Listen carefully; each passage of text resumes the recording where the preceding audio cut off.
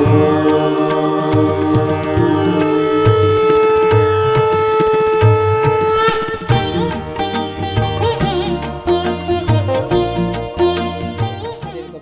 शास्त्र में आपका स्वागत है। आज का टॉपिक हम चर्चा करने जा रहे हैं लाल किताब के अंतर्गत किस भाव में अकेला बैठा हुआ ग्रह शुभ होता है व किस भाव में अकेला बैठा हुआ ग्रह अशुभ होता है। इसी टॉपिक पर आज हम चर्चा करने जा रहे हैं। टॉपिक पर चर्चा करने से पहले मैं आपको बता देना चाहता हूँ, यदि आप मेरे चैनल पर नए दर्शक हो तो कृपया चैनल को सब्सक्राइब कर लिए, साथ में घंटी के बटन को दबा दीजिए ताकि मैं जो भी नए वीडियो अपलोड करूँ उसका नोटिफिकेशन सबसे पहले आपके पास पहुँच जाए। तो बिना समय गए फटाफट हमारे टॉपिक की ओर बढ़ते हैं। जैसे कि आप देख पा रहे हैं स्क्रीन पर कि जो महत्वपूर्ण बिंदु है उस पर चर्चा कर रहे हैं हम कि किसी भी भाव में बैठा हुआ अकेला ग्रह व उस पर किसी भी ग्रह की दृष्टि हो तब ऐसा ग्रह किस भाव में शुभ होता है और किस भाव में अशुभ बन जाता है। इसी टॉपिक पर हम चर्चा करने जा रहे हैं।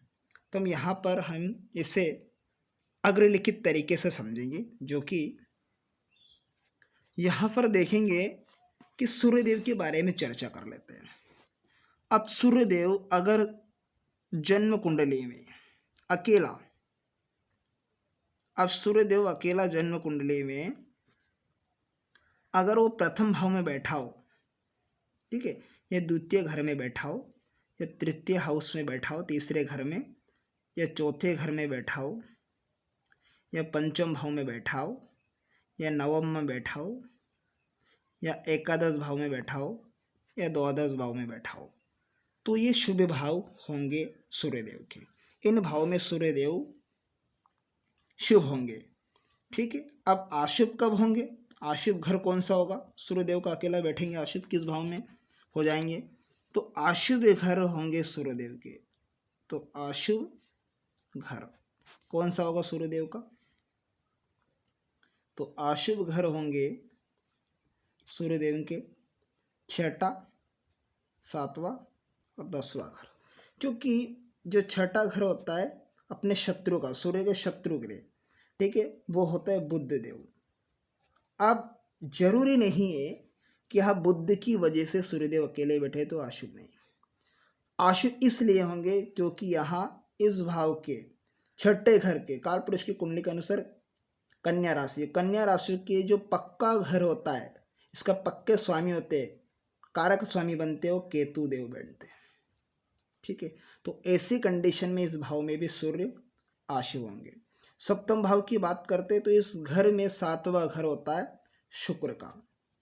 जो कालपुरुष की कुंडली होती है, जो सप्तम भाव में जो राशि होती है तुला राशि, तुला राशि के अधिपति बनते हैं शुक्रदेव, और शुक्रदेव देवताओं के शत्रु होते हैं।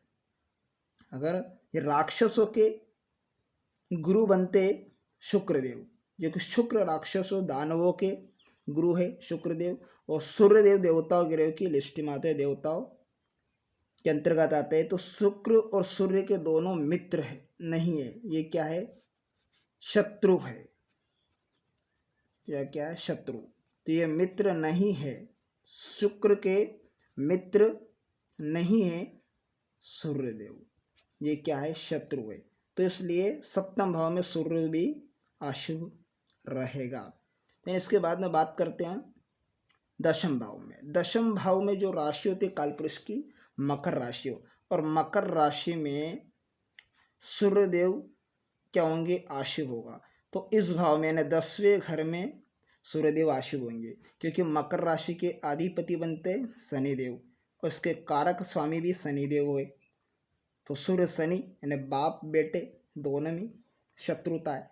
तो ऐसी कंडीशन में यहाँ पर भी सूर्यदेव अशुभ होंगे, अर्थात सूर्यदेव के अशुभ भाव कौन से घर में अशुभ होंगे? अगर सूर्यदेव अकेले रहेंगे तो छठा घर और सातवां 10वां घर। नेक्स्ट हम बात करेंगे चंद्रदेव की। अब चंद्रदेव के बारे में बात करेंगे। अगर अकेला चंद्रदेव जन्म कुंडली के शुभ भाव कौन से होंगे चंद्रदेव के? अगर पहले घर में चंद्रदेव होंगे अकेले तो शुभ, दूसरे में शुभ, तीसरे में, चौथे में, पांचवें में और सातवें में, नौवें में चंद्रदेव शुभ होंगे। अब यहाँ पर चंद्रदेव शुभ होंगे,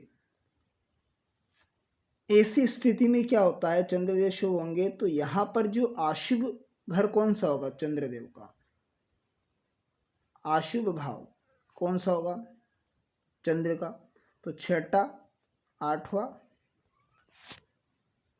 और 10वां 11वां 12वां, इन भावों में चंद्रदेव अकेले विराजमान हो तो ये भाव में अशुभ होंगे चंद्रदेव। ठीक है, देन इसी प्रकार से मंगल पर चर्चा कर लेते।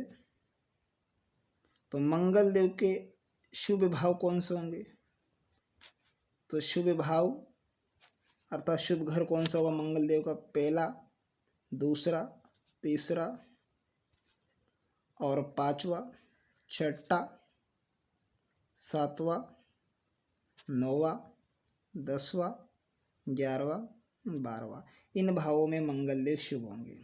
ठीक, नेक्स्ट, अब अशुभ भाव कौन सा होगा मंगल देव का, तो यहाँ पर हम मंगल देव के अशुभ भाव पर चर्चा कर लेते हैं। तो मंगल देव का अशुभ घर, अशुभ भाव या घर एक ही बात है। ठीक है, अशुभ घर चौथा 8वां, 4 8 ये हमेशा इसमें मंगल देव अशुभ होंगे, चाहे अकेले बैठेंगे तो भी, ये साथ में रहेंगे तो भी यहाँ पर अकेले रहेंगे। ठीक, नेक्स्ट बुध पर। अब बुध देव अकेले अगर शुभ भाव कौन से होंगे बुध देव के लिए शुभ घर, तो बुध देव के लिए शुभ घर होंगे पहला, दूसरा, चौथा, 5वां, 6ठा, 7वां, ये बुधदेव इन भावों में शुभ होंगे। अशुभ भाव कौन सा रहेगा बुधदेव का, तो अशुभ भाव बुधदेव का इस प्रकार से है, तीसरा, 8वां, 9वां, 10वां, 11 अर्थात 11वां और 12वां। तो स्थायी रूप से क्या होंगे, स्थायी रूप से ये अशुभ फल नहीं देते, स्थायी रूप से बुध देव इन भावों में अशुभ फल प्रदान नहीं करेंगे, अशुभ फल नहीं देते। कभी कभी क्या होता है यहाँ शुभ भी देते हैं, शुभ फल भी प्रदान करने लग जाते हैं। तो ये तो हमने बुध के बारे में चर्चा की। देन इसके बाद में हम यहाँ पर बृहस्पति पर चर्चा कर लेते हैं, अर्थात गुरु पर। बृहस्पति, तो बृहस्पति अकेले अगर जन्म कुंडली में शुभ भाव में बैठे हो, अर्थात शुभ भाव कौन सा आएगा, तो शुभ घर या शुभ भाव देखेंगे तो शुभ भाव रहेंगे बृहस्पति का पहला, दूसरा, तीसरा, चौथा, 5वां, 8वां, 9वां और 12वां, इन भावों में बृहस्पति देव शुभ होंगे। अब अशुभ कौन सा होगा, तो अशुभ घर कौन सा होगा बृहस्पति का, तो अशुभ घर देखेंगे तो अशुभ घर रहेगा 6ठा, 7वां, 10वां। ये अशुभ बृहस्पति हो अर्थात अशुभ गुरु जिसे बोला जाता है बृहस्पति, ये अशुभ गुरु को केतु का असिस्टेंट माना गया है, केतु की मदद मिलती है अशुभ गुरु को, है ना। अशुभ बृहस्पति को केतु की मदद मिलती है, केतु की मदद क्या होगी, अशुभ बृहस्पति को केतु की क्या होगी मदद मिलती है। ठीक है, इन भावों में। देन इसके बाद में हम नेक्स्ट प्लेनेट पर चर्चा कर लेते हैं। तो यहाँ पर हम देखेंगे शुक्र पर।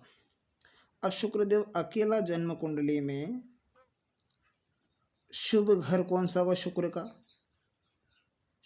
का शुभ भाव कौन सा होगा, इन्हें दूसरे घर में शुक्र शुभ रहेगा, अकेला बैठेंगे, तीसरे में, चौथे में, 5वें में, 7वें में, 8वें में 10वें में और 11वें में शुक्रदेव शुभ होंगे। अब शुक्रदेव अकेले होंगे तब इन भावों में शुभ होंगे, और शुक्रदेव आशुभ भाव कौन सा होगा शुक्र का, तो शुक्र का अशुभ घर होगा,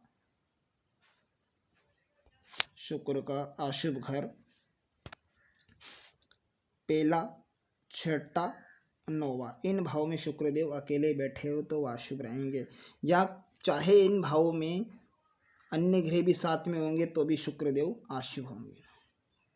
देन नेक्स्ट हम यहाँ पर चर्चा करेंगे हम शनि की। तो शनिदेव कब शुभ होंगे, कौन सा भाव होता है शनिदेव के लिए शुभ, तो शनिदेव के लिए शुभ घर होगा, शुभ घर शनि का, तो शनिदेव का शुभ घर होगा 2, 3, 7वां, 8वां और 9वां, 10वां, 11वां, 12वां, ये शनिदेव इन भावों में शुभ होंगे। अब अशुभ कौन सा होगा शनिदेव की, तो अशुभ रहेगा शनिदेव के अशुभ घर, अशुभ घर, तो अशुभ घर रहेंगे शनिदेव के पहला, चौथा, 5वां, 6ठा, इन भाव में शनिदेव अशुभ होंगे। देन इसके बाद में हम नेक्स्ट प्लेनेट पर चर्चा कर लेते हैं, राहु पर। तो राहु का शुभ घर कौन सा होगा, अकेला राहु देव अगर इन भावों में बैठा हुआ हो, 3, 4 और 6ठे, ठीक है, तो राहुदेव शुभ होंगे अकेले बैठे हुए इन भावों में, ठीक है। और अशुभ घर कौन सा होगा राहु का, अशुभ घर, राहु का अशुभ घर होगा पहला, 2, 5वां, 7वां, 8वां, 9वां, 10वां, 11वां, 12वां, तो यह अशुभ होगा। इसी प्रकार से हम केतु पर चर्चा कर लेते हैं, केतु देव पर। तो केतु देव का शुभ भाव कौन सा होगा, केतु के शुभ घर, शुभ घर, तो केतु का शुभ घर कौन सा होगा, पहला, 2, 7वां, 9वां और 10वां, 11वां, 12वां, ये केतु इन भावों में अकेले होंगे तो शुभ रहेंगे। अशुभ कौन सा रहेगा, अब अशुभ घर, केतु का अशुभ घर पर चर्चा कर लेते हैं। तो अशुभ घर पर चर्चा करेंगे 3, 4, 5वां, 6ठा, 8वां। अगर इन भावों में केतु साथ में भी किसी भाव में बैठ गए, साथ में किसी भी ग्रह में, खास करके अष्टम भाव में किसी भी ग्रह के साथ में बैठ गए, या छठे घर में या 8 अष्टम भाव में, तो यहाँ पर क्या करेंगे, नेगेटिव रिजल्ट देंगे। तो ये हमने इन ग्रहों के बारे में जाना, 9 ग्रहों के बारे में, किस भाव में शुभ, कौन सा भाव शुभ होता है, कौन सा भाव अशुभ होता है। अब यहाँ पर शुभ का मतलब ये है, शुभ का मतलब होता है जो कि क्या होता है, जो स्वयं के घर में बैठे हो, यानी स्वयं के घर का।